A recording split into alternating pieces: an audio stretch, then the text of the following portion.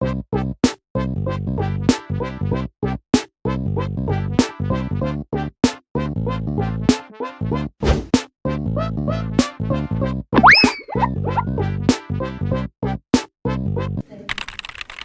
안녕하십니까. 오늘 이렇게 혁신정치학교의 개강식에 참여하게 됐는데 저는 좀 오늘로서 좀 다른 이야기를 시작할까 합니다. 그전에는 많이 다녔는데 주로 이제 당대표 권한대행으로 다녔고, 그래서 지금 우리 당에 어떤 과제가 있는지 이런 것들을 말씀드리러 다녔습니다. 그리고는 또 선거운동하러 다녔습니다. 그래서 항상 제 이야기보다는 당의 이야기를 말씀을 드렸고, 근데 오늘은 비로소 제 이야기를 할까 합니다. 그렇다고 제 개인적인 이야기라기보다는 제가 어떤 생각으로 조국혁신당에 들어왔고, 그래서 지금 제가 주장하고 있는, 제가 가장 강조하고 있는 사회권 선진국이 도대체 무엇을 이루고자 하는 건지, 이게 왜 우리 당의 비전이 되어야 하는지, 이런 것들을 좀 자연스럽게 말씀드리려고 합니다. 그러다 보니까 제가 느긋하게 말씀을 풀고 싶습니다. 제가 이제 처음에 조국 대표가 저한테 같이 하자고 제안을 했을 때 뒤돌아보지 않고 하던 일을 딱 적고 올 수 있었던 것은 딱 이 단어였습니다. 사회권 선진국, 제7공화국, 사회권 선진국으로 가기 위해서 우리 제7공화국이 되어야 된다는 이야기였죠. 그래서 자나깨나 사회권 선진국을 이야기했는데, 제가 들은 말입니다. 보탬이 없고 뺀 것도 없고요. 이 맨 위에서부터 맨 아래까지 가장 긍정적인 반응, 그리고 이거는 가장 안 좋은 반응은 없습니다. 어떤 분은 우리네 사회주의 혁명하자는 거냐, 그런 말씀을 하시는 분들도 있었고요. 실제로 이런 분들이 많았습니다. 그리고 사회권 선진국이라는 단어 잘 모르십니다. 다들. 기자들도 잘 모릅니다. 같은 말, 왜 나 모른다 이야기를 같은 말 왜 이렇게 어렵게 하냐, 복지국가, 또 복지 확대하겠다는 거 박근혜도 했던 거 아니냐, 그런 이야기를 하고, 조금 지나서는 그럼 뭔가 있어 보이는 단어다, 내가 모르니까. 그리고 그 단어를 미리 아신 분들의 긍정적인 반응은 정말 너네 할 거지? 어떻게 할 건데? 이렇게 말씀하시는 분이 계셨습니다. 약간 의심에 차는 목소리였고요. 그 다음쯤 되면 잘 생각했다, 아젠다로 잘 잡았다, 이렇게 말씀하시는 분이 한 몇 분 계셨고요. 그리고 마지막에는 그래, 조국혁신당이 사회권 선진국을 내세웠고, 그리고 가만 보니 계속 그 이야기를 하고 다니는 사람이 김성민인데 그거를 계속 한다고 하면 내가 도와줘야지 하는 분들이 계셨습니다. 제가 이 말씀을 왜 드리냐 하면, 이 당원들도 이렇게 생각하십니다. 이 말이 어렵고, 그리고 뭐 있어 보이는데 손에 잡히는 건 없고, 그런데 정말 저게 국가 비전이 될 수 있어 하는 생각 다 하실 수 있고, 그럼에도 불구하고 저는 이 순서대로 우리는 조국혁신당을 도와줘야지 하는 그런 외부의 시각들을 이끌어낼 수 있는 비전이라는 결론을 오늘 내리고 싶어서 이 말씀을 드렸습니다. 제가 어떤 사람인지 아십니까? 그냥 당대표 권한대행 했었고, 그리고 작년에 6월인가 여기 당원 간담회부터 시작해서 계속 다니면서 최고위원 선거에 나왔었고, 그렇게만 기억을 하십니다. 많이 아시는 분들은 그냥 제가 의사였던 거 아시고, 조금 더 관심이 있으셨던 분들은 태백병원에서 일했다, 이 정도는 아십니다. 아주 일부는 심평원장 했었다, 이런 정도 아시는데 더 깊은 이야기는 잘 모르십니다. 저는 89년에 의대를 졸업을 했고요.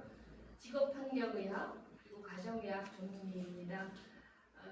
제가 처음 부산에 왔던 부산 입당을 하고 나서 부산에 왔던 거는 아마 의사협의회 구경 지회가 있는데 거기에 강의하러 왔었습니다. 제 인생에 가장 굉장히 중요하게 자리 잡고 있는 활동은 인도주의 실천 의사회 활동이었고요. 2001년에는 지금 그 문제 많은 국가인권위원회 설립할 때에 저는 인권위원 이런 거 아니었고 직원으로 인권연구 담당관으로 일했습니다. 그때 인권위원장이 김창국 위원장님이셨는데 그때 참 운명적이게도 저한테 인권위로 와라 라고 제안을 하시면서 네가 와서 사회부장 공부하고 그랬으니 사회권을 좀 업무를 맡았으면 좋겠다 이렇게 말씀을 하셨어요. 뒤에 말씀드리겠지만 그때 잘 못했습니다. 그리고 뭐 세계보건기구에서 일했고 이런 제가 책을 한 권 썼습니다. 그냥 심평원장 마치고 번잡한 제 인생을 한번 정리해 보려고 책을 썼고 그거를 제가 들고 가겠습니다. 부산 시당에는 저도 된다고 하더라고요. 근데 더 내밀한 이야기는 저는 태어날 때부터 아픈 사람이었습니다. 그래서 아마 의사가 됐을지도 모르겠는데요. 제 사람으로서의 제 기억의 가장 첫 출발점은 그냥 배 아픈 거였습니다. 탕탕 부르게 배가 아팠고 오늘 이제 시간이 많지 않아서 길게 말씀드리기는 좀 그렇겠지만 어렸을 때 저는 오래 못 살지도 모르겠다는 집안의 걱정을 끼치면서 살았고 그리고 계속 아프다가 또 더 아프다가 결국 인권위에 가서 일하고 한 3년 만에 대장암 3기 B 진단을 받고 그 당시에 대장암 3기면 어떤 정도였냐면 의사인 제가 어떤 생각을 했냐면 이제 다시 나는 직장이라는 것을 갖지 못하겠구나 하는 생각을 할 정도였습니다. 그리고도 그냥 너무나 많은 질병과 더불어 살았고 이제는 이제 아픈 게 별로 두렵지 않습니다. 예, 대장암을 앓을 때만 해도 제 나이 또래에 그렇게 큰 병을 앓는 사람은 없었고 더더욱 어렸을 때 그런 큰 병을 앓는 사람은 더 없어서 제가 좀 이상한 사람이었는데 지금 보니까 다 제 나이에 있는 제 나이 때 되는 분들은 다 어디 하나씩 아프시더라고요. 심근경색 스텐트 그 사람도 많고 뇌졸중 한 번씩 왔다 갔다 하는 사람들도 많고 국회의원 중에서 뇌졸중 한 번 안 오면 그 활동 제대로 안 하는 거라고 저는 국회의원사를 안 맡았습니다. 그래서 제 아이덴티티는 이렇게 의사, 전문가 이런 것보다 항상 마이너리티, 아픈 사람, 내가 대구시를 할 수 있을까 하는 그런 사이에서 왔다 갔다 했습니다. 그래서 제가 의대를 졸업하고도 저희 부모님이 환자 안 보고 돈 안 버는 거에 대해서 굉장히 관대하신 게 사람만 있으면 된다. 그리고 우리 어머니 맨날 하시는 말씀이 너는 배만 안 아프면 된다. 그런 말씀을 하셨었어요. 제 아이덴티티는 그렇습니다. 근데 이제 건강이 안 좋은 의대 졸업생의 선택은 그렇게 넓지 않았습니다. 저는 아마 건강이 좋았으면 중환자의학, 응급의학 이런 거 했었을 것 같아요. 제가 젊은 사람들 하는 얘기가 MBTI가 ENTJ거든요. 야전사령관형입니다. 그래서 권한대행 할 때 탄핵 국면에서 막 천막 치고 이런 거 되게 좋아합니다. 근데 그런 거를 선택할 수가 없어서 그 당시에 80년대 학교를 다녔으니까 그래도 의사로서 좀 의미 있는 일을 할 수 있는 게 뭘까 생각을 하고는 노동자 건강을 위한 그런 산재, 직업병 예방 이런 공부를 하면 그건 당직은 없거든요. 당직은 없고 그렇게 힘을 쓰지 않으니까 외과 의사들 이런 사람들은 엄청나게 힘이 좋아야 됩니다. 정형외과 이런 사람들은 막 이렇게 뼈 이렇게 맞춰야 되고 이래서 엄청나게 힘이 좋아야 되는데 그러지는 않아도 될 것 같아서 직업환경의학은 나중에 과목이 생겼고 그래서 예방의학 어떻게 하다 보니까 또 건강이 다시 좋아져서 가정의학 들어가고 직업환경의학을 했습니다. 평생 그렇게 선택을 했는데 직업환경의학 의사로 사는 게 참 자랑스럽게 살았습니다. 물론 환자를 많이 안 보고 티백에 가서 좀 보는 게 좋았지만요. 그래서 굉장히 제가 뿌듯했습니다. 그때 직업환경의학 선택을 하면 한 달에 60만 원씩 국가 장학금을 줬습니다. 한 2, 3년, 2년 동안이었던 것 같아요. 그래서 둘째 아이를 낳고 아이를 친정 아버지한테, 큰 아이를 친정 아버지한테 맡기고 국가에서 주는 장학금은 전부 아버지를 드렸었습니다. 그래서 되게 나는 훌륭한 일을 할 수 있을 거야 라고 생각을 하고 그때 실습으로 그러니까 훈련 과정 중에 하나로 현장에 나갔었습니다. 뭐 경기도 인근에 있는 자그마한 근데 안산 지역에 있는 중소 영세 업체들도 만났고 또 당시에는 포항에 있는 강원산업에서도 갔었고 그래서 일을 하는데 저는 현장에 가면 그 직업병 환자들 뭐 이런 사람들을 만나는 줄 알았는데 현장에서 만난 노동자들은 그 당시에 노동하고 있는 동안의 직업병 환자는 많지 않습니다. 다 건강하시잖아요. 특히 강원산업 같은 경우는 진짜 기골이 장대하고 아주 튼튼하시잖아요. 근데 거기서 계시는 분들은 어떤 문제를 겪었냐면 지금은 그런 문제 거의 없는데 우리 어렸을 때 비형간염이 우리나라에 굉장히 많았었습니다. 비형간염 보균자라고 있죠. 균은 있는데 자기의 간염은 안 일으키는 괜찮은 사람, 그냥 그분들은 전염력이 없어요. 전염이 되긴 됩니다. 어떻게 해서 되냐면 수혈을 통해서 그분들의 피를 뽑아서 피를 남에게 주거나 아니면 성관계에 의해서는 전염이 될 수 있습니다. 그런데 일상생활에서는 절대로 전염이 안 되는 그런 병인데 의학적으로 너무나 분명한데 비형간염 환자들은 고용차별을 겪더라고요. 그리고 그때 공무원 채용 신체 검사에 비형간염 검사를 했었어요. 비형간염 검사를 하고 그게 양성이 나오면 고용에서 뭐 불이익을 줬었습니다. 그러니까 현장에서 만난 노동자들은 의학적으로 밝혀내지 못한 그런 질병 때문이 아니라 그런 제도로 인한 차별을 겪고 있었어요. 그리고 더 문제가 되는 거는 그 당시에 저는 이제 새로 나온 혈압약 이런 것들 다 처방할 수 있는 전문 지식을 갖추고 병원에 갔다, 노동자 현장을 갔다. 그래서 이렇게 한쪽 구석에 앉아서 노동자들 다 불러서 혈압을 진 다음에 두 번 방문해서 혈압이 계속 높으면 병원 보내고 약 처방도 제가 해주고 근데 그렇게 해도 검사를 받아야 되잖아요. 한 번씩은. 저기 병원에 가세요. 그랬더니 노동자들이 그러면 하루 휴가를 내야 되는데 병원에 이 사업장에 휴가를 안 준다는 거예요. 그래서 제가 젊은 의사였으니까 의무 담당자를 불러서 병원에 보내라. 병원에 갈 시간을 줘라. 그리고 그 당시에 고혈압이 있다가 노동 환경에서 일을 하다가 이렇게 스트레스 받아서 뇌출혈이 오면 산재로 인정되기 시작한 때였어요. 제가 협박을 했습니다. 저분 작업장에서 쓰러지면 산재 사업장 냈는데 그거 할래? 아니면 저기 고혈압 병원 보낼래? 굉장히 제가 뿌듯하더라고요. 그 다음에 어떤 일이 벌어졌겠습니까? 다음에 가니까 그 환자가 없어요. 어떻게 됐겠습니까? 산재 위험이 있는 사람은 다. 그때 정말 충격이었습니다.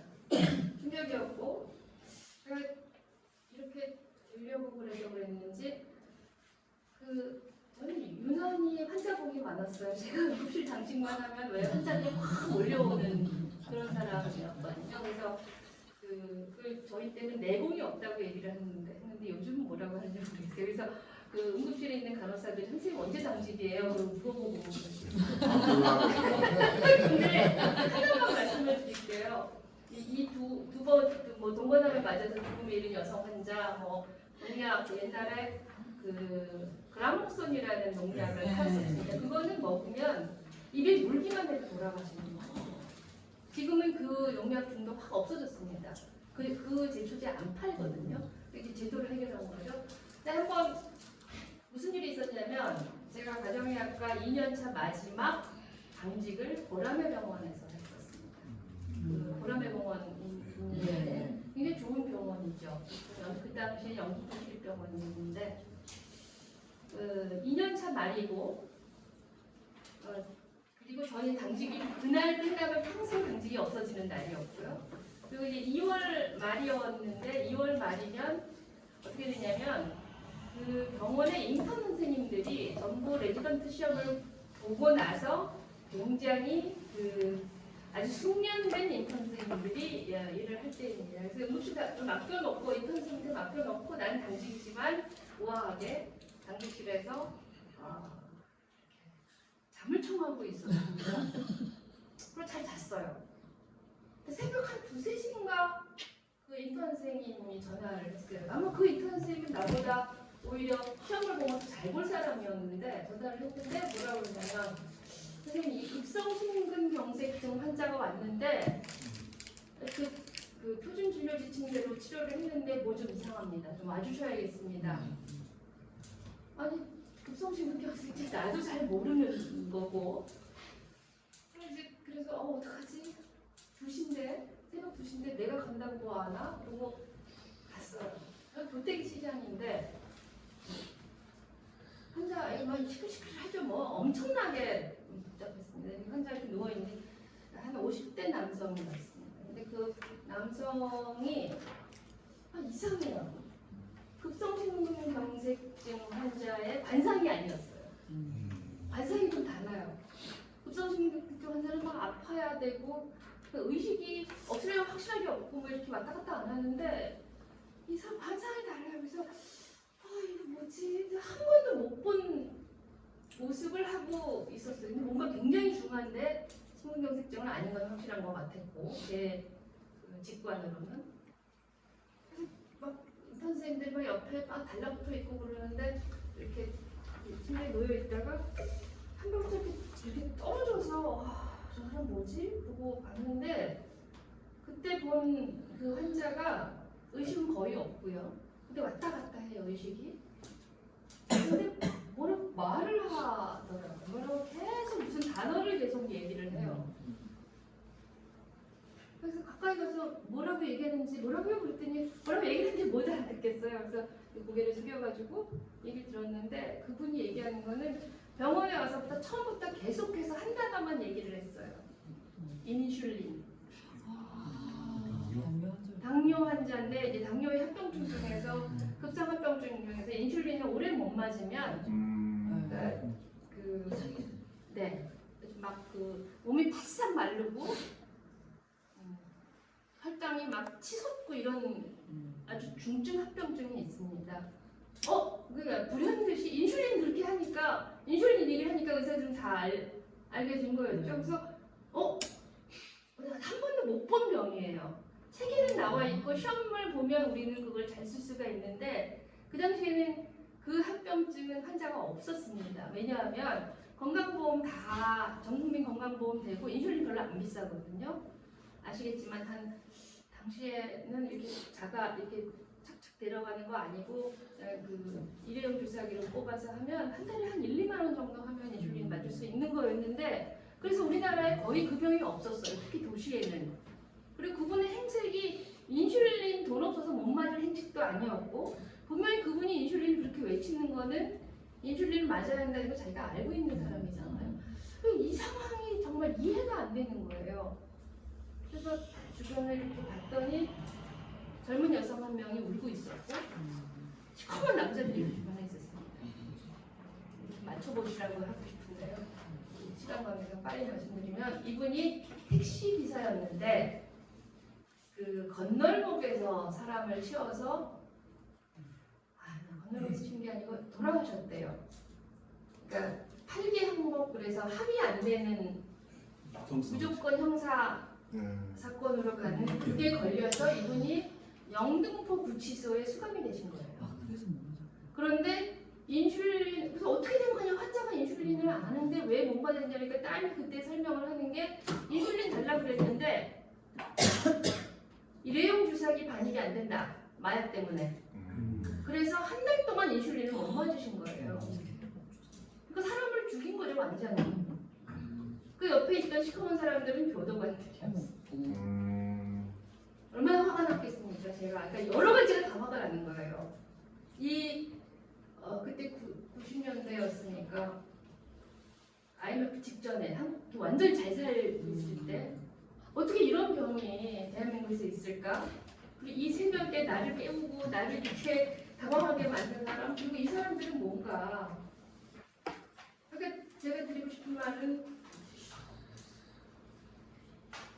의학의 문제가 아니었어요.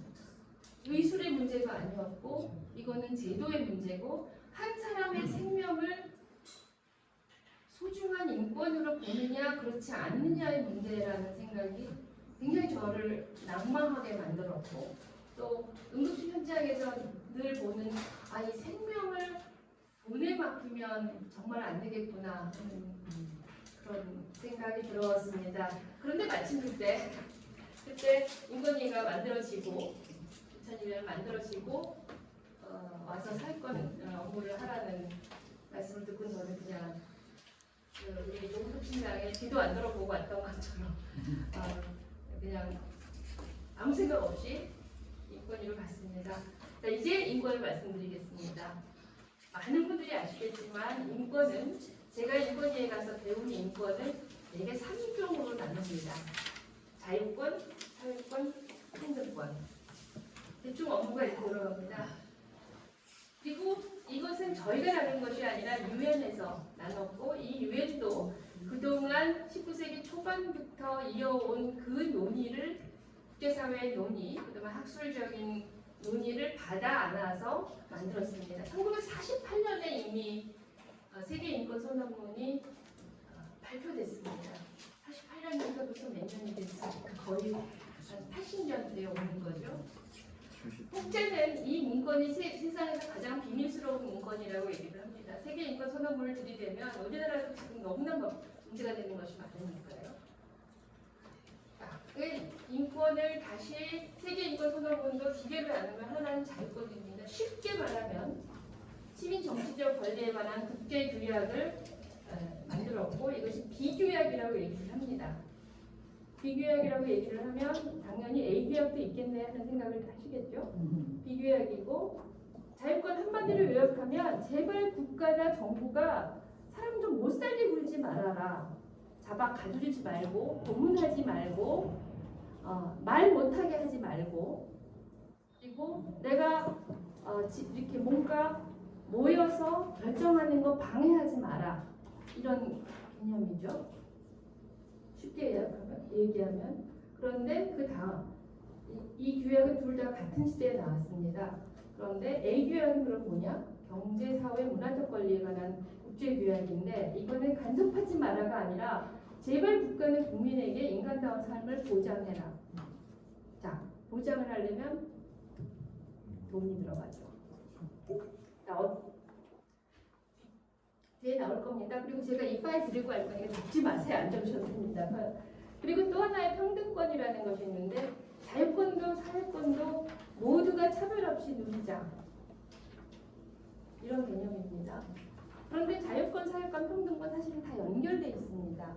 예를 들자면 장애인이 투표를 하기 위해서 휠체어를 타고 투표소로 가야 합니다. 투표를 할 권리는 시민 정치적 권리에 해당합니다. 그렇죠? 그 다음에 집회에 참여할 권리가 장애인에게도 있죠. 근데 우리 오늘도 해화역에서 그 연장년 시위를 했다고 하는데, 장애인도 나도 어디 이동할 권리가 있고 집회 결사의 자유가 있고 투표할 권리가 있습니다. 근데 그걸 보장하려면 엘리베이터 놔야 되고, 지하철 있어야 되고, 그리고 장애인들에게 특히 이제 지체장애인 휠체어, 전동 휠체어 제공해야 되는 거죠. 사실 인권 처음 봤을 때 가장 놀랐던 일은 그 전작년에 전신인 장애인 차별 철폐 연대에서 인권위 건물에 점거 농성을 들어오셨어요. 박경석 대표가 이제 그 쫙 몰고 들어오셨어요. 그때 주장이 뭐였냐면 저상버스를 도입하라였어요. 서울시내. 솔직히 저는 그때 인권연구 담당관을 하고 있는데 그 요구가 터무니없다고 생각을 했습니다. 정말 부끄럽지만 왜 터무니없냐면 그게 권리가 아니어서가 아니라 우리가 그 돈을 한국 사회가 저상버스를 도입해서 장애인들을 위해서 이 버스를 운영할 수 있을까? 이게 말이 되는 요구를 해야지 이렇게 돈이 없는데 어떻게 그 요구를 해? 그런 생각했었고 그때 인권위 접수된 진정된 사건이 발산역이라는 데에서 혹시 지금도 있을 것 같은데요. 장애인 휠체어 리프트로 정말 위험하게 이렇게 다니셨죠. 근데 그걸 타고 올라가다가 리프트에서 추락해가지고 사망하시는 사고가 있었어요. 그래서 그게 국가의 인권 침해다라고 인권위에 접수가 됐습니다. 굉장히 큰 사건이었어요. 그래서 이거가 그때 나중에 차별이라는 결론을 내리고 엘리베이터를 다 설치하라라고 권고가 나갔는데 권고를 우리 인권위에서 내는데 인권위도 처리 대비 없네. 그거 어떻게 그만두라 했습니다.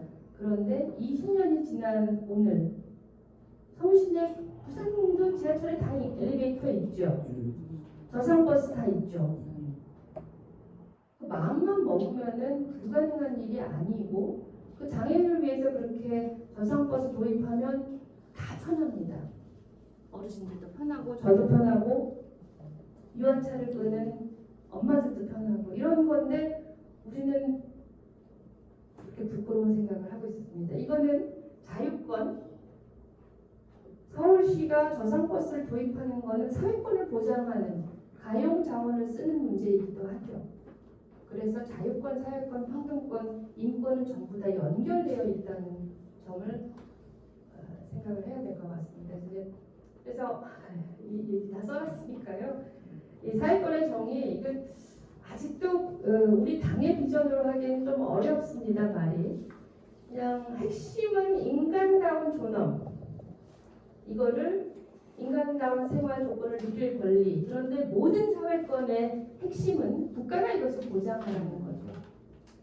그리고 가용 자원이 허락하는 한에서 하는 건데 이 수준이 보장 수준이 그럼 어떻게 되어야 되냐 장애인의 이동권을 보장하기 위해서 그럼 그 보장 수준이 어느 정도가 되어야 하지?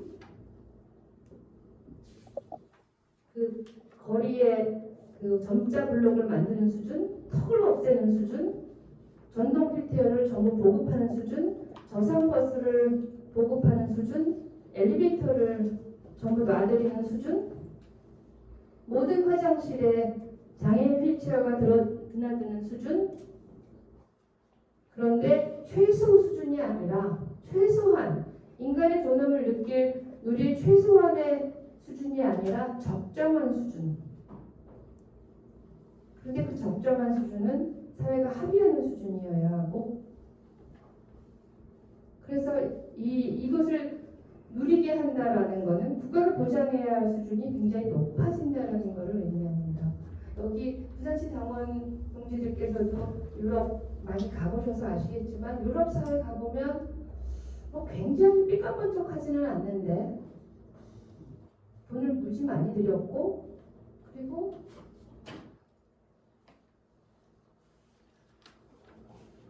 이 장애인 어르신들을 위한 그런 시설에 매우 돈을 많이 들인 것을 느끼시죠. 그러니까 스웨덴, 스위스, 독일 이런 수준으로 그게 약한 데가 이태리 그렇지만 이태리도 우리보다 훨씬 낫고요. 다 느끼시지 않습니까?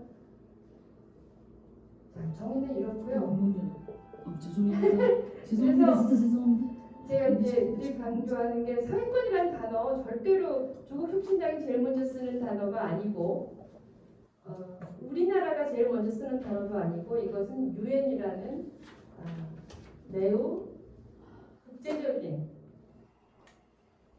무대에서 아주 일찍부터 쓰기 시작했다라는 것을 좀 알았습니다. 아셨으면 하는 의미에서 썼습니다.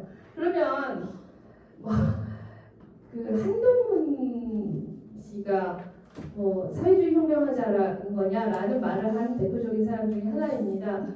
근데 진짜 제가 한번 법무부 장관이면 질의를 하고 싶었는데요. 한국 정부가 사회권을 모르냐? 그게 아니고요. 한국이 90년에 사회권 교역에 가입 기준 다 했습니다.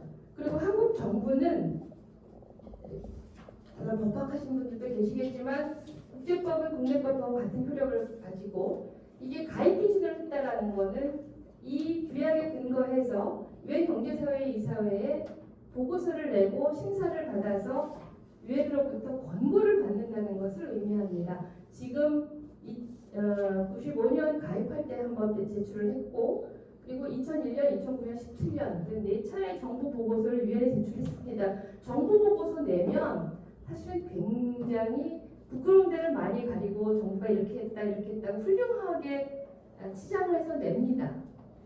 그리고 거기에 대해서 유엔이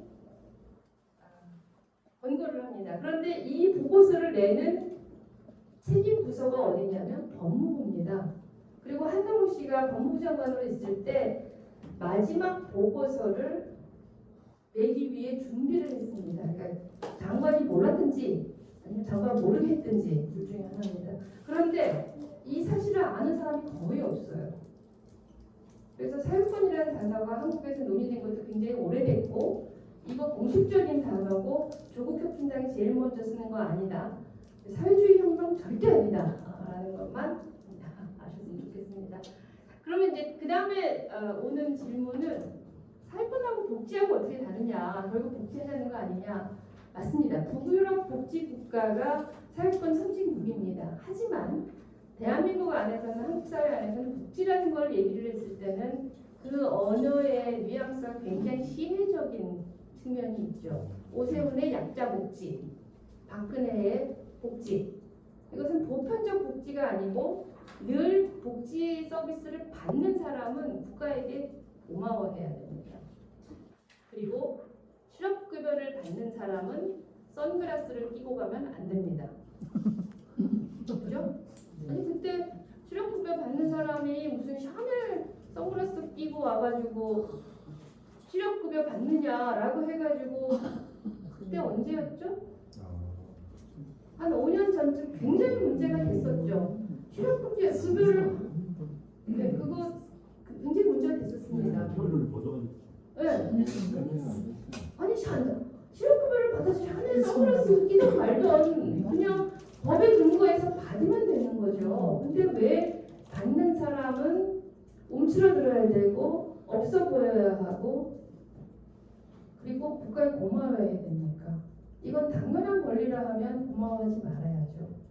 사실은 저도 그런 경험이 있습니다. 대장암을 앓고 수술을 받고 그리고 이제 항암 치료를 계속 이렇게 받는데 그때 저는 개인적 히스토리를 책에 다 썼으니까요. 개인적 히스토리를 말씀드리면 2004년에 수술을 받았는데 그때는 제가 돈을 잘 버는 남편하고 살다가 이혼을 했을 때였습니다. 그리고 저는 의사로 살다가 국가인권위원회 공무원 4급 1호봉으로 들어갔습니다. 그리고 아이들 둘을 이제 한부모로 키우고 있었고 그러니까 이제 뭐 공무원 월급이 작다는 게 아니라 갑자기 경제 상태가 확 떨어지는 거였죠. 그래서 병원비가 굉장히 걱정이었어요. 그래서 병원비가 걱정이었는데 다행히 무슨 임상시험 이런 거에 들어가서 병원비는 좀 싸게 했는데 근데 늘 이렇게 조마조마하게 병원 가서 진료 다 받고 나올 때 계산서를 받으면 얼마 나올까 그 느낌 다 아시죠?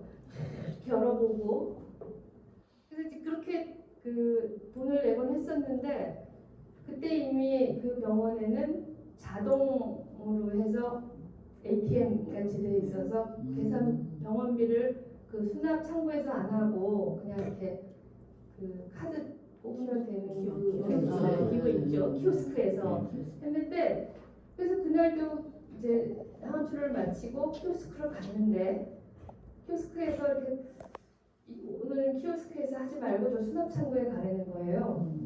그래서 도대체 얼마나 받으려고 수납창고로 가라는 거냐. 그래서 조마조마한 마음에 수납창고로 갔어요. 그랬더니 돈을 돌려준다는 거예요. 그게 산정특례가 처음 들어왔었어요. 그래서 돈을 돌려준다는 거예요. 근데 저는 그때 아파서 이렇게 쉬고 있었기 때문에 세상에서 무슨 일이 돌아가는지 몰랐는데 뭐라고 그러면서 하여간 건강보험 제도가 바뀌어서 이제 돈 덜 내도 되니까 돈 돌려준다는 거예요. 병원에 가서 돈 돌려받기는 그때가 처음이었습니다. 얼마나 고맙던지요. 그리고 근데 제가 그걸 생돈을 냈으니까 다 보험료 꼬박꼬박 내가면서 한 건데요. 저도 국가에 기여 많이 했는데. 근데 늘 그러고도 한참 동안 2015년까지도 저는 나라가 너무 고맙다 생각했는데 요즘 건강보험료 내는 거 생각하면 별로 안 고맙습니다. 그런데 오늘 아침에 아동복지시설을 갔다 왔거든요. 근데 그 아동복지시설에 같이 옆에 있는 시설이 자립지원, 그러니까 보호시설에 살던 어린 아동들이 18세가 돼서 이렇게 자립을 할 때 지원을 해주는데 제발 그 광고에 자립지원 청년을 불쌍하게 좀 안 묘사를 안 했으면 좋겠다. 우리가 그렇게 불쌍한 사람들이냐라고 한다는 거예요. 그러니까 그게 계속 복지 서비스를 받는 사람을 낙인을 찍고 그리고 나라에 고마워해야 되는 그거와 사회과정지구는 완전히 다릅니다. 물론 그거 외에도 다른 거 많습니다. 자, 여기서 최근에 그리고 근본적인 질문 하나를 드립니다. 부산도 인구 소멸 지역이죠? 그렇습니다. 네. 물론 이제 부산은 의료 제공 체계를 감당하지 못할 정도의 인구는 아직 아닙니다. 그런데 제가 선거 지원 같은 곡성 여기는 진짜 제가 생각한 답이 안 나와요. 어떻게 그 곡성 지역 주민들의 의료 수요를 감당해야 할지 아무리 생각해서는 아직도 답을 모르겠습니다. 공공의료 확충해야 된다고는 하지만 참 무책임한 얘기 같다는 생각 많이 합니다. 자, 그런데 여기서 공공의료를 어떻게 커버해야 하느냐는 기본적인 질문에는 우리의 마음속에는 그거는 국가가 해야 된다라고 생각을 하지 않습니까? 그래서 윤석열도 의사수를 늘려야 된다고 얘기를 한 거고, 물론 번지수가 한참 잘못됐지만 어느 정권이든지 지역의 의료 체계를 이렇게 활성화해야 된다 이렇게 얘기를 합니다. 자, 그러면 그냥 툭 까놓고 얘기해서 제가 살던 태백이 인구가 3만에서 폐광을 해서 지금 2만 5천까지 떨어졌거든요. 2만 5천이면 정말 답이 안 나와요. 옛날에 그 도시는 10만, 20만까지 갔었는데요. 2만 5천이에요. 그런데 태백은 원래 탄광이 있었기 때문에 도시로 형성이 됐었다가 이제 지금 더 이상 탄광은 우리 사회에 별로 필요하지가 않습니다. 석탄이 일단 필요가 우리는 이제 버리기 시작했고 석탄의 질도 안 좋대요. 호주에서 사오는 게 훨씬 낫답니다. 자, 태백의 산업은 이제 없어요. 그리고 서울에서 수도권에서 너무 멀고 어느 도시로부터도 멉니다. 거기는 인구가 들어갈 거를 기대하기는 어려운 정도가 아니라 기대하는 게 거의 의미가 없습니다. 그리고 태백 옆에 정선인데 태백에서 정선 너무 멀어요. 그렇게 묻기도 어려워요. 그러면 지금 그래도 다행히 태백에는 근로복지공단 병원이 있어서 기본 수요를 커버를 하는데 태백의 의료 서비스는 그래도 공공이 담당해야 된다고 다들 느끼고 있습니다. 그런데 태백에는 왜 의료를 공공이 담당해야 될까요? 태백 주민들의 의료 서비스는 왜 국가가 책임져야 됩니까? 산재 피해자가 상당히 많을 수 있습니다. 산재 피해자 없으면요. 그럼 곡성은요? 거기서 제일 먼저 나오는 답이 의료 서비스가 잘 공급되어야지 인구가 유입된다. 타당하죠? 사람들이 그 지역을 떠나는 이유가 첫 번째가 우리나라에서는 교육, 의료, 문화 이런 요인 아닙니까? 그래서 그 지역의 인구를 끌어당기려면 그런 것들이 잘 갖춰져야 된다. 사회권이 잘 갖춰져야 된다고 얘기를 합니다. 그런데 우리나라 출산율은 돌아올 기미를 잘 안 보입니다. 그리고 사람들이 아이를 안 낳는 게 단순히 어떤 육아하기 힘든 뭐 이런 거라기보다 뭔가 근본적인 가치관이 바뀌어서 아이를 안 낳잖아요. 그렇죠. 2명, 3명 낳을 거는 지금 우리 기대하기 어렵습니다. 그러면 계속해서 인구 소멸이 있을 수밖에 없고 인구는 그렇게 줄어들면 수도권에 모일 수밖에 없죠. 곡성, 태백 가봐도 아무리 생각해봐도 네, 답이 없어요. 그러니까 인구가 들어올 것 같지는 않아요. 어떻게 해도 거기 인구가 갑자기 뭐 5만, 10만 된다? 될 것 같지가 않아요. 그럼 인구 유입을 못한다. 그럼 의료 서비스 안 해도 됩니까? 서비스는 기본적으로 있어요. 있어야 되죠. 왜 있어야 됩니까? 사람이니까. 그냥 어디에 태어나도 태백에 태어나는 사람이 나는 태백 갈래, 나는 곡성 갈래, 우리 뭐 지역구 하듯이 그렇게 하는 게 아니라 아이는 그냥 태어나면 나는 태백에 있는데요. 나는 부산에 있고 나는 서울에 있는데 어디에 태어나든 그 사람이 한 명이든 10명이든 1000명이든 10,000명이든 10만 명이든 100만 명이든 그 사람은 그 태어난 곳에서 이러한 기본권을 누릴 권리가 있습니다. 그게 바로 국가죠. 그거를 보장하지 않는 나라가 후진국이고 그거를 보장하는 나라가 선진국입니다. 우리는 선진국이죠. 적어도 경제적으로는 선진국인데 아직 그리고 아까 말씀드린 인권 중에서 자유권 측면에서는 이 국민의힘만 빼놓고는 다 선진국 시민인 것 같아요. 그죠? 다 선진국이에요. 그래서 계엄이 일어나도 우리의 힘으로 다시 극복을 했습니다. 고문하는 사람은 없잖아요. 그래도 고문하려고 마음은 먹었지만 고문을 하지는 않고 그리고 투표권도 다 보장이 되죠. 그리고 집회 결사의 자유도 보장이 되죠. 물론 노동상권이 아직 좀 보장이 되지는 않기는 하나 노동권은 사회권에 속하기 때문에 그건 좀 논의를 한다 하더라도 시민정치권이 잘 보장이 됩니다. 그런데 아직도 사회권의 영역에서는 그게 권리라는 생각까지 전환하지 못하는 것 같아요. 그렇지 않습니까? 늘 고마워해야 되고 늘 최소한만 해야 되고 그리고 인구가 없는 지역은 그거는 각자 알아서 하든지 아니면 잘 해주면 고마워하든지. 근데 안 그렇죠.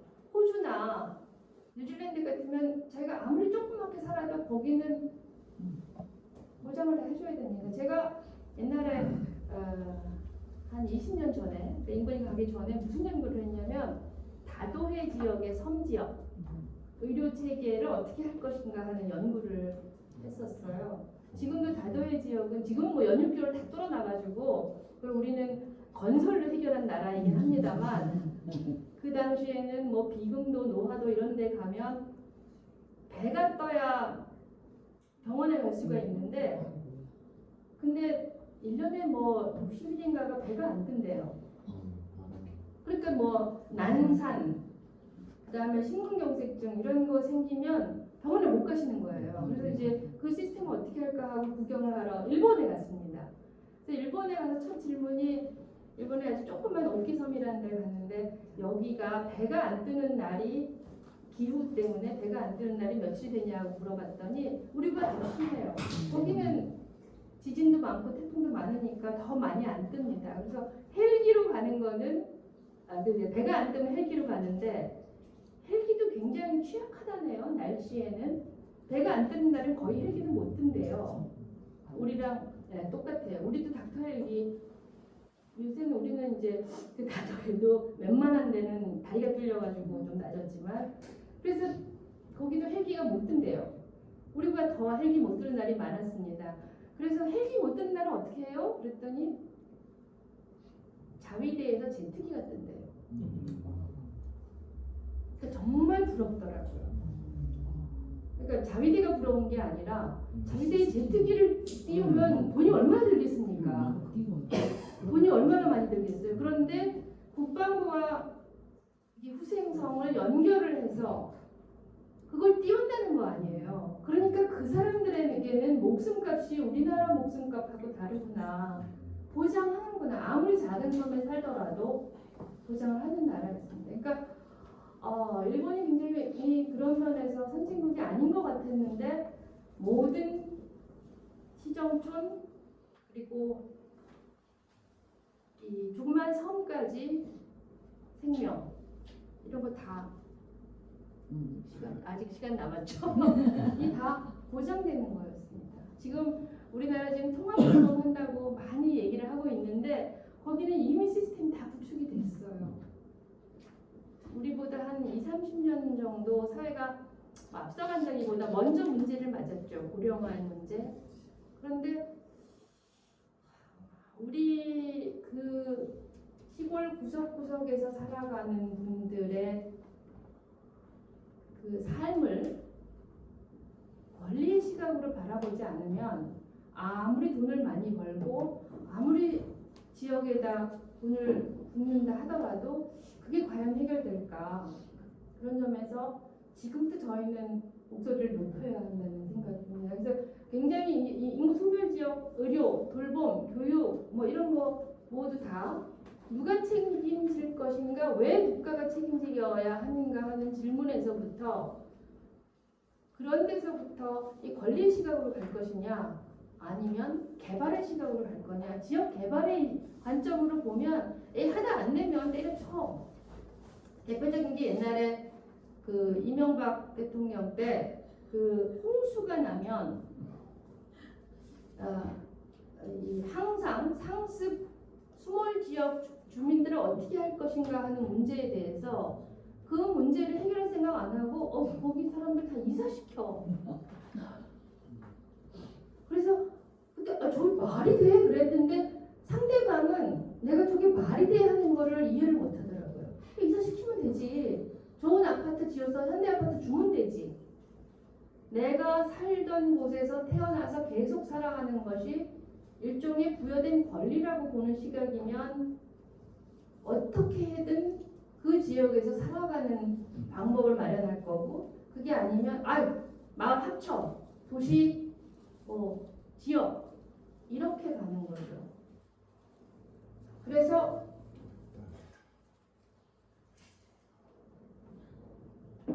우리는 계속해서 사회에서 인간이 살아가는 데 필요한 요소들을 적정한 수준으로 누리는 것을 천부 인권으로 여겨야 되고 그거는 반드시 국가가 책임져야 된다.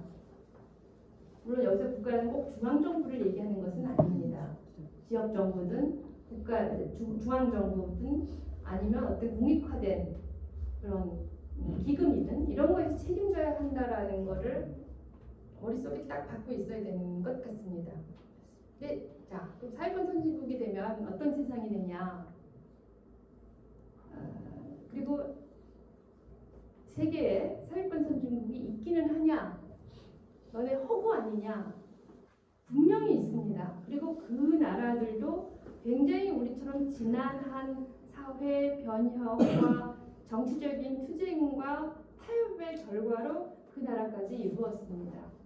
많이 얘기하는 나라는 스웨덴, 핀란드, 노르웨이, 호주 이런 데를 얘기하죠. 물론 그 나라 얘기 들어가 보면 더 잘 아시겠습니다만 이런저런 모순도 많고 다시 우경화하기도 막 그렇습니다. 그렇지만 항상 여행 가서 보거나 혹은 책을 통해서 혹은 그 나라 기관을 방문해서 이야기를 하다 보면 야, 정말 선진국이다 하는 느낌을 받게 되죠. 제가 스위스에 한 2년 살았었습니다. 그런데 그 스위스에 살면서 그 부자 나라 그렇게 선진국이라는 느낌 별로 안 들었어요. 저는 이제 제네바에 살았는데 우리는 사는 사람들이 한인들이 야 여긴 국제 시골이다라고 얘기를 들었습니다. 굉장히 인터내셔널한 도시고 살면서 저는 스위스 국적을 가진 사람과는 친분을 쌓지 못했던 것 같아요. 다 국제기구 사는 사람들이니까 뭐 미국, 영국, 뭐 독일 이런 데서 온 사람들이에요. 그리고 그 국제기구 건물은 굉장히 아름답게 지은 건물들이 많습니다. 그리고 이렇게 멋있어요. 그런데 딱 거리를 돌아다녀 보면 그 무슨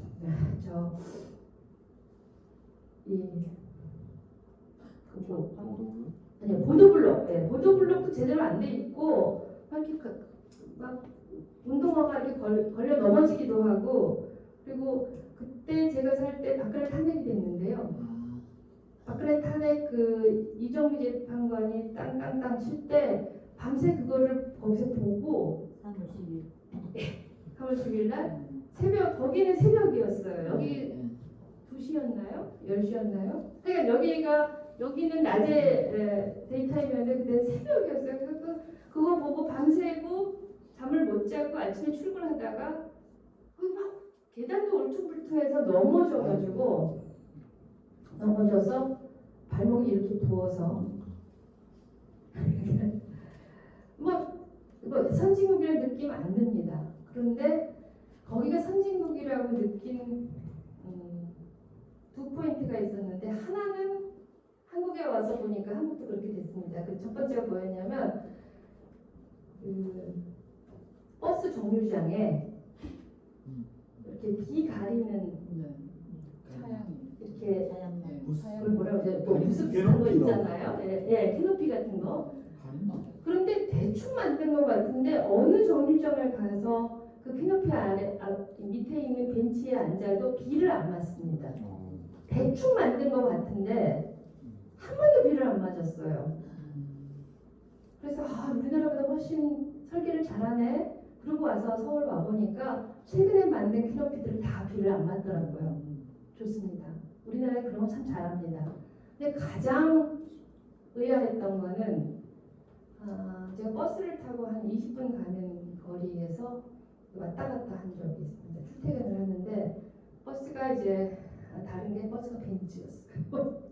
그렇죠. 거기는 차를 안 만드니까 그냥 벤츠로 하죠. 그 제3세계도 벤츠 버스를 타는 나라 맞습니다. 벤츠죠. 우리는 현대버스가 있으니까 현대를 타는 거고요. 근데 벤츠 버스 멋있잖아요. 택시도 벤츠더라고.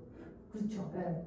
근데 벤츠 버스를 타서 참 좋다.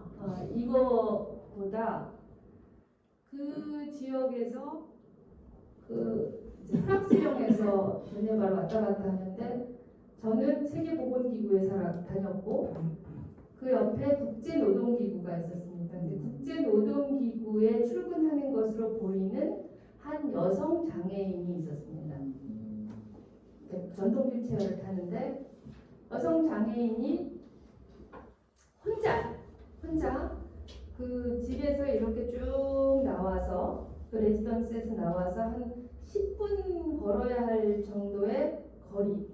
그러니까 제가 말씀드린 울퉁불퉁한 그 길을 와서 그 버스를 타고 세계보건기구와 국제노동기구가 있는 정류장에서 내려서 출근을 하는 거 일정한 시간에 이제 버스 시간이 거기 정확하니까 버스 시간 맞춰 나가 항상 그 여성이 있어요. 그 여성도 저를 항상 봤을 거예요.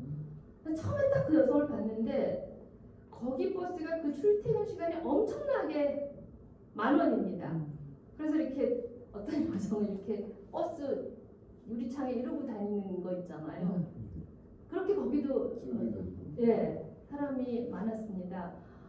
저는 그 시간에 그렇게 사람이 많다는 걸 알았는데 딱 보니까 가슴이 답답해오는 거예요. 저 전동 휠체어 어떻게 올라타지? 그러면 저 남은 사람들이 어떻게 되지? 저 여성은 어떻게 해야 되나? 내가 도와줘야 되나? 막 이러고 있는데 버스가 왔어요. 근데 쫙 미끄러 들어오더니 그 저상 버스예요. 저상 버스의 밑에가 이렇게 촥 철크덕하고 내려와 앉아요. 그런데 그 저상 버스에서 그 아시죠? 그 휠체어 타려면은 슬라이드. 여기 내려오는데 거기가 길이 안 좋으니까 슬라이드가 내려와도 누군가 뭘 더 해줘야 돼요. 그래서 아니 내가 해야 되나? 뭐 어떡하지? 막 그랬는데 버스 기사가 쫙 내려오는데 우리 같으면 그 바쁜 시간에 그걸 하려면 팍 뛸 텐데 너무나 여유롭게 아무렇지도 않게 내려오고 그 주변에 있는 승객들도 그냥 힘들어하게 좀 쪽쪽 비켜줘요. 근데 저는 마음속에 그 여성이 얼마나 힘들까 혹은 그 어떤 표정을 하고 올라갈까가 굉장히 궁금했는데 너무 힘들어하고 아무런 생각 없이 그냥 그게 일상인 거예요. 그리고 누구도 그 여성에게 관심을 갖지 않았습니다. 저만 관심을 가진 거예요. 저만 신기한 거예요. 근데 거기 사람들은 그게 너무나 당연하고 그냥 그 일상이었습니다. 그걸 보고 야 선진국이구나. 저거는 못 따라가겠구나. 참 다르죠. 그리고 또 하나 다른 거는 그 안에서 일하는 여성들이 아이를 맡길 데가 없으면 아이를 사무실에 데리고 와요. 같이 일을 해요. 그래서 제가 근데 그 여성은 아이를 돌보느라고 일을 좀 덜 해요. 그래서 제가 너무 제 중심적으로 생각을 하다 보니 옆에 있는 그 다른 동료 직원한테 물어봤어요. 나 사실은 제가 아까 저보다 이제 아래직급이었는데 제가 아이를 데려오는 게 굉장히 불편하다. 그러니까 한국적으로 사고를 하면 아이를 데려오면 그만큼 노동을 못하니까 저는 좀 마음이 조마조마할 거 아니에요. 너 그거 표시하면 갑질로 신고당한다. 그런데 제 보스, 그러니까 우리로 말하면 국장, 실장, 업종 되는 사람인데 그 사람도 회의하다가 자기 아이 데리러 그냥 나갑니다.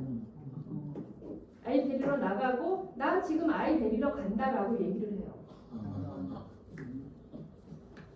그게 아이를 돌보는 일에는 선진국은 모두가 다 면제가 되는 거예요. 우리는 언제 그런 사회가 될까?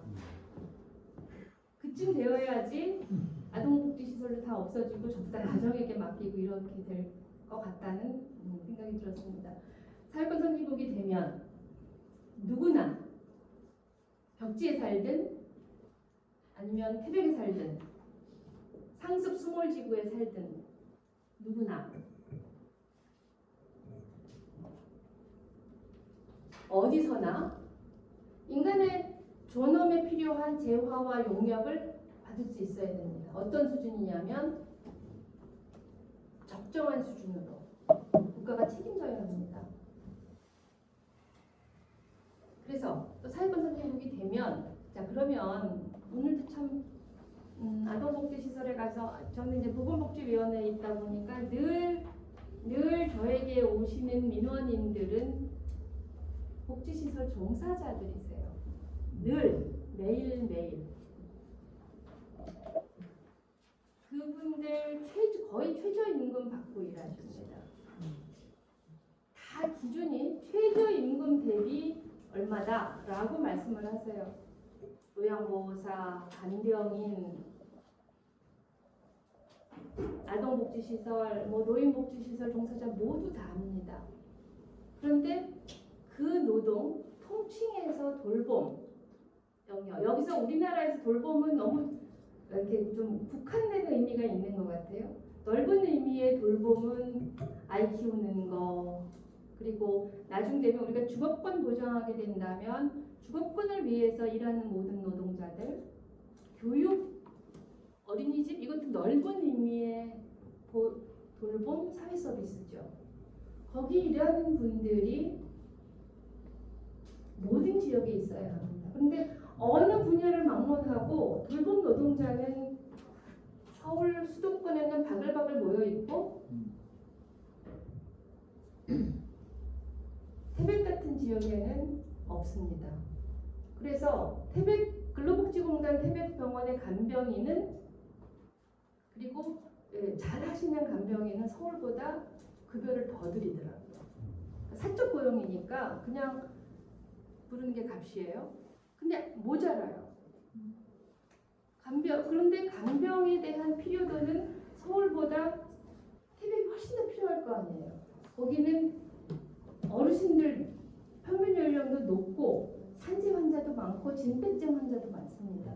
그런데 돌봄 노동자 못 구해요. 간호사 못 구하고 의사 못 구하니까 저같이 오랫동안 환자 안 본 사람도 모셔갔습니다. 제가 태백병원에 갔을 때 4번째 공채를 냈는데 제가 들어간 거예요. 그러니까 거기서 공채를 4번을 냈고 제가 4번 만에 어플라이를 해서 무혈 입성을 했습니다. 제가 뭘 한다고. 그리고 제가 떠나올 때 왜 떠나오는지도 모르고 제가 3월 5일인가 제가 인재 영입을 했는데 3월 3일인가 제가 병원장님한테 얘기했어요. 이제 며칠 시간 제가 병원을 그만둬야 할 것 같습니다.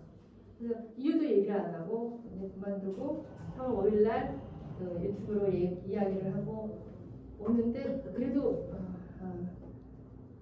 그거를 얘기를 하니까 뜨거워하고 조국혁신당에 들어가기로 한 사람을 하루 이틀에 더 잡아두면 우리 병원에 불이익을 받을 것 같아 하는 그런 분위기였어요.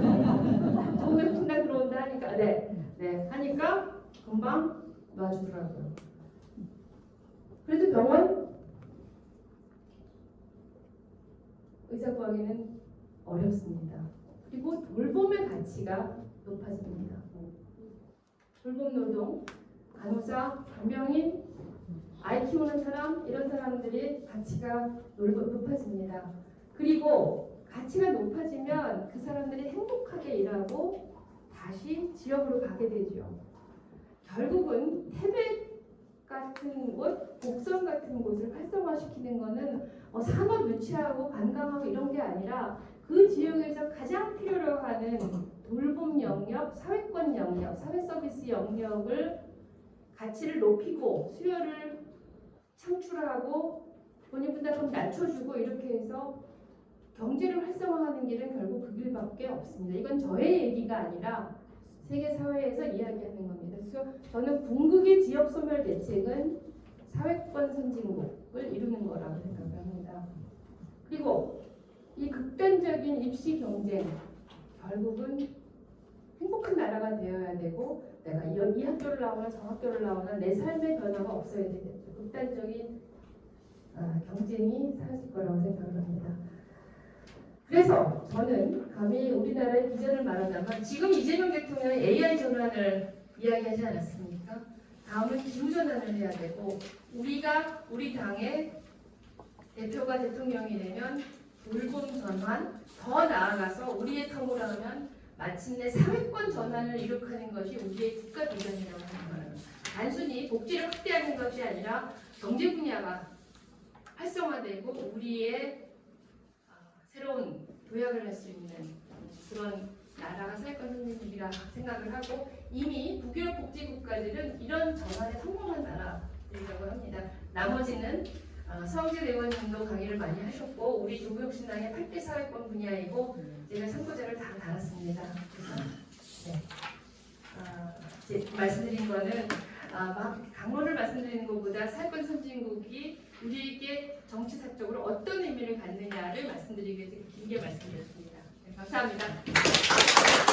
그러면 열정적인 강의를 해주신 우리 김선민 국회의원께 다시 큰 박수 한번 부탁드립니다.